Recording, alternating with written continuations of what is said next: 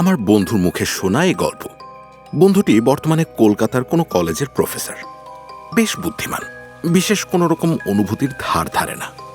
উগ্র বৈষয়িকতা না থাকলেও জীবনকে উপভোগ করার আগ্রহ আছে, সে কৌশলও জানা আছে। সেদিন রাত্রে ঝমঝম করে বৃষ্টি পড়ছিল, নানা রকম গল্প হচ্ছিল গরম চা ও আনুষঙ্গিক খাদ্যের সঙ্গে মজিয়ে। অবশ্যই ভূতের গল্পই হচ্ছিল। আমার বন্ধু একটা গল্প বললেন, আশ্চর্য লাগলো গল্পটা। একজন বিজ্ঞানের অধ্যাপক যখন এই গল্পটা করলেন তখন এর একটা মূল্য আছে ভেবেই এই গল্পটা বলছি। তার নিজের কথাতেই বলি। সেবার আমি বিএ পরীক্ষা দিচ্ছি। অনার্স পরীক্ষা হয়ে যাবার পর দিন 4-5 ছুটি পাওয়া গেল। কিসের ছুটি তা আমার এতকাল পরে মনে নেই। ভবতারণ ঘোষাল বলে আমার এক বন্ধু ছিল, ওর বাড়ি ছিল বেলঘরেতে। ভবতারণ ক্লাসে খুব পান খেত, ক্লাসের বাইরে ঘন ঘন সিগারেট খেত, অশ্লীল কথাবার্তা বলতো, লম্বা লম্বা কথা বলতো, চালবাজির অন্ত ছিল না।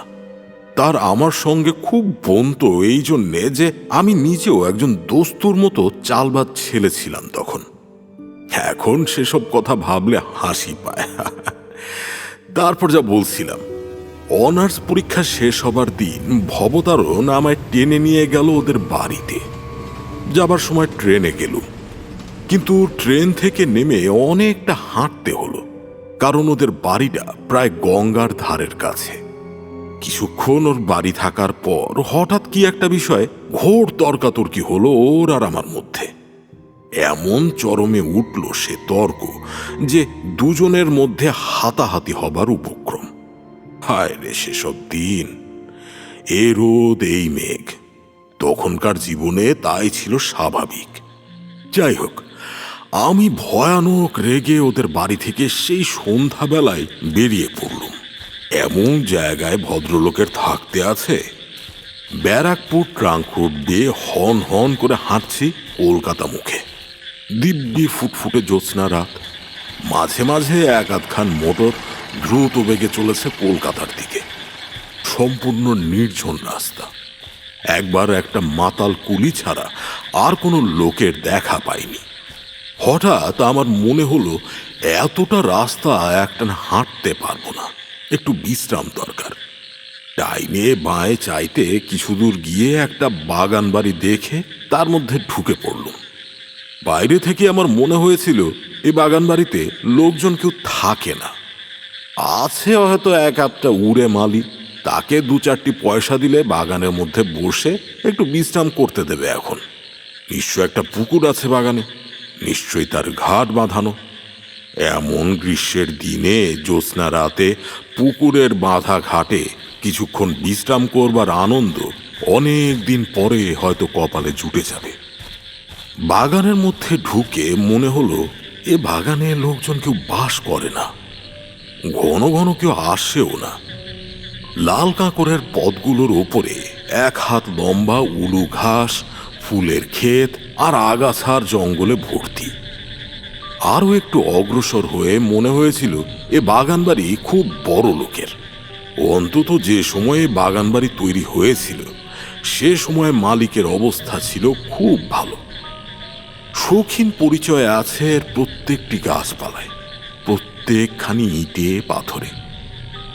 আগাছা ভরা ফুলের ক্ষেতের মাঝে মাঝে এখানে ওখানে পাথরের অপসরী মূর্তি, 2-1টার হাত ভাঙা, নাক ভাঙা, অনেক এমন অপসরী মূর্তি আছে বাগানের এদিকে ওদিকে। কোনোটার পিঠ দেখা যাচ্ছে, কোনোটার মুখ ঝোপের আড়ালে আড়ালে। একটু দূরে গিয়ে বাঁ দিকের চওড়া পথ ধরলুম। পুকুরে গিয়ে পথটা শেষ হয়েছে, তবে যে ধরনের পুকুর আশা করেছিলাম এ তা নয়। অনেক কালের পুরনো পুকুর, বাঁধা ঘাট একসময় ছিল, এখন তার মাঝামাঝি প্রকাণ্ড বড় ফাটল ধরেছে। রানার দুপাশে বট অশ্বত্থের গাছ গুছিয়েছে, সে ঘাটে নামাও যায় না সিঁড়ির সাহায্যে। এ রাত্রে তো সাপের ভয়ে সেদিকে যেতেই আমার সাহস হলো না। ঘাটের থেকে কিছু দূরে একখানা বেঞ্চি পাতা, ক্লান্ত শরীরে বেঞ্চির ওপর শুতেই কখন যে ঘুমিয়ে পড়েছি নিজেই জানি না। আমার তন্দ্রা যখন ছুটে গেল তখন অনেক রাত। সামনের দিকে চাইতেই একটা অদ্ভুত সন্দেহ হলো আমার মনে। আমার বেঞ্চিখানা থেকে কিছু দূরে যে অপসরা মূর্তি আমার দিকে পাশ ফিরে দাঁড়িয়ে আছে, সেটার দিকেই ঘুম ভেঙে আমার চোখ পড়ল। সঙ্গে সঙ্গে মনে হলো এতক্ষণ সে মূর্তিটা অন্য কি কাজ করছিল বা অন্যদিকে অন্যভাবে দাঁড়িয়েছিল। আমাকে জাগতে দেখেই সেটা চট করে যেন নিজেকে সামলে নিয়ে আবার পূর্ববৎ ভঙ্গিতে আড়ষ্ট হয়ে দাঁড়িয়ে রইল। আমি অবাক হয়ে সোজা হয়ে বসলাম, চোখ মুছলাম ভালো করে। ঘুমের ঘোর, কিন্তু তা বলে তো মনে হলো না। আমি ঘুম ভেঙে স্পষ্টই দেখেছি ও পুতুলটা কি একটা করতে যাচ্ছিল। আমার সারা পেয়ে সামলে নিয়েছে। সমস্ত শরীর যেন অবশ, ভারী। ঘুমের ঘোর ভালো কাটেনি। রাস্তা হাঁটবার ইচ্ছে নেই মোটে। আবার সে বেঞ্চিখানাতে শুয়ে পড়লাম। শোয়া মাত্র আবার কখন ঘুমিয়ে পড়েছি। ঘুম আসবার পূর্ব পর্যন্ত কিন্তু একটা কৌতূহল আমার মনে বারবার উঁকি দিয়েছে, পুতুলটা কি করতে যাচ্ছিল। আমার ঘুম ভেঙে উঠতে দেখে কি করতে করতে ও সামলে গেল। অনেক রাতে ঠান্ডা ফিরফিরে হাওয়ায় আমি গাঢ় ঘুমে অচেতন হয়ে পড়েছিলাম। আবার যখন ঘুম ভাঙল তখন চাঁদ ঢলে পড়েছে পশ্চিম আকাশের গাছপালার পেছনে। ফুটফুট করছে জ্যোৎস্না। তবে পশ্চিম দিক থেকে লম্বা লম্বা গাছের ছায়া পড়েছে ফুলের ক্ষেতে, আগাছার জঙ্গলে। ঘুম ভেঙে উঠেই আমার মনে হলো আমি প্রথম যখন এ বাগানে ঢুকি তখন বাগানে যা ছিল এখন তা নেই। কোথায় কি একটা পরিবর্তন হয়ে গিয়েছে বাগানের। ঘুমের ঘোর যতই ভাঙতে লাগলো আমার মনে ধারণা ততই বদ্ধমূল হতে লাগলো। আগে যা ছিল তা এখন যেন নেই, কি একটা বদলে গিয়েছে। অথচ কি সেটা বুঝতেও পারছি না। কি বদলে গেল কোথায়? হঠাৎ আমার চোখ পড়ল সামনে। চোখ ভালো করে মুছলাম। পরিবর্তন ওখানেই হয়েছে যেন। আগে যা ছিল এখন তা নেই। কিন্তু কি পরিবর্তন, কি বদলে গেল? 1 মিনিট কি 1.5 মিনিট কেটে গেল। সঙ্গে সঙ্গে সারা দেহে বিদ্যুতের স্রোতের মতো বয়ে গিয়ে আমাকে সম্পূর্ণ আড়ষ্ট ও অবশ করে দিয়ে আসল সত্যটি আমার চোখের সামনে ফুটে উঠল। ওই উচ্চ বেদিকার উপরে বসানো সে অপসরী পুতুলটা কোথায় গেল? বেদিকা খালি পড়ে আছে, পুতুলটা নেই। প্রথমটা যেন বিশ্বাস হলো না। সত্যি কি ওখানে অপসরী মূর্তিটা ছিল? অন্য জায়গায় ছিল হয়তো। আমি ভুল দেখেছিলাম। তা কি কখনো হয়? পাথরের অত বড় পুতুলটা গভীর রাত্রে কে নিয়ে যাবে? আমারই ভুল। কিন্তু এই অপসরী মূর্তি তো অন্যদিকে চেয়ে কি একটা করতে যাচ্ছিল। আমি ঘুম ভেঙে দেখেছিলাম এই বেদিকার ওপরেই সেই পুতুলটা ছিল। না থাকলে আমি এই বেঞ্চিতে শুয়ে দেখলাম কি করে? বেশ মনে আছে, প্রথমে এই বেঞ্চিতে শুয়ে পুতুলটা প্রথম আমার চোখে পড়েছিল। আমার দিকে ওর পাশ ফেরানো ছিল।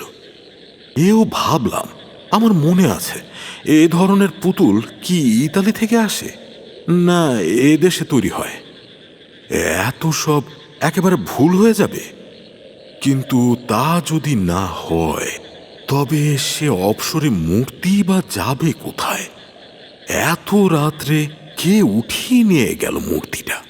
চোরে নিয়ে গেল?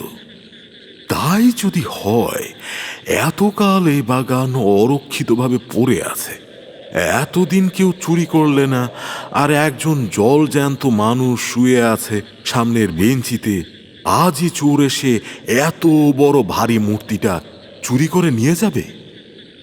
না, তাও সম্ভব বলে মনে হয় না। কেন জানি না, আমার কেমন ভয় হলো, গা ছমছম করতে লাগলো। রাত আর বেশি নেই, এ বাগানে শুয়ে থাকার দরকার নেই। আস্তে আস্তে কলকাতা মুখো হাঁটা দিই।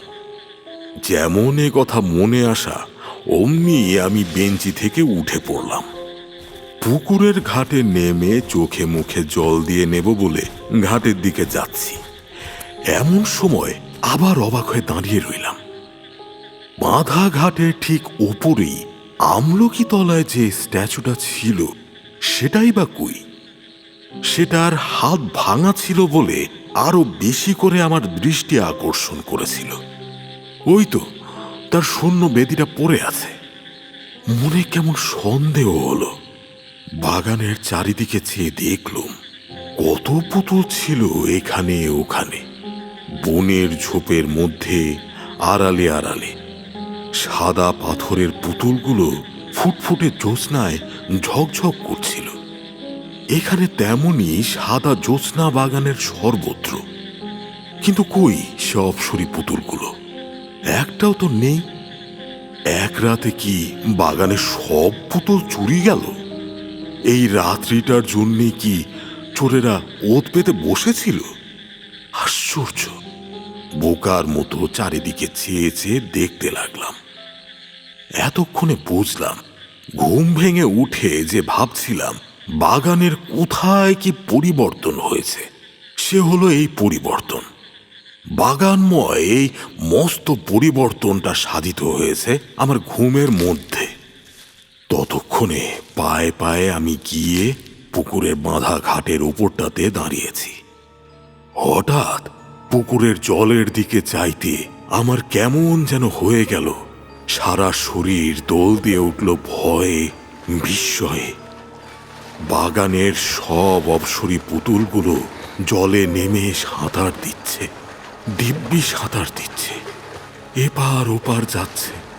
কিন্তু একটা জিনিস আমি স্পষ্ট দেখতে পেলাম, সেগুলো জীবন্ত হয়ে ওঠেনি, আড়ষ্টভাবেই পুতুল রূপেই সাঁতার দিচ্ছে। এইখানে আমাদের মধ্যে বন্ধুকে কে প্রশ্ন করলে, আপনি স্পষ্ট দেখতে পেলেন? অধ্যাপক বন্ধুটি আমাদের মুখের দিকে চেয়ে বললেন, অনেক দিন হয়ে গেল বটে, কিন্তু আমি আজও ভুলিনি সে রাত্রের কথা। সে দৃশ্য আজও দেখছি চোখের সামনে। মাঝে মাঝে যেন দেখি। বিশ্বাস করা না করা অবশ্যই আপনাদের ইচ্ছে। আমি কাউকে বলিও নে বিশ্বাস করতে। আমি বললাম, সিদ্ধি খেয়েছিলেন বন্ধুর বাড়ি বেলঘরেতে? বা আমিও সব ছুতাম না তখন, এখনো তাই। বিশ্বাস করুন এ কথাটা। সকলের রুদ্ধ নিঃশ্বাসে শুনছিলাম। আমরা বললাম, তারপর? বন্ধু বলতে আরম্ভ করলেন আবার। তারপর চুপ করে দাঁড়িয়ে রইলাম এক দৃষ্টে সেদিকে চেয়ে।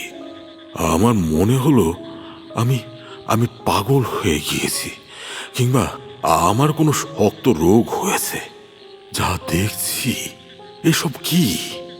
বেশ মনে আছে, পশ্চিম দিকের পাঁচিলের গায়ে একটা তাল কি নারিকেল গাছ ছিল। চাঁদ তখন গাছটার ঝাঁকড়া মাথার ঠিক আড়ালে। সে ছবিটা বেশ মনে আছে আমার। আবার তখনই চোখ নামিয়ে পুকুরের দিকে চাইলাম। সেখানে সেই অদ্ভুত অস্বাভাবিক দৃশ্য। সব সাদা সাদা বড় মর্মর মূর্তিগুলো জীবন্তের মতো জলকিলি করছে পুকুরের জলে। আমার মাথা ঘুরে গেল যেন। নিজের উপর কেমন একটা অবিশ্বাস হলো।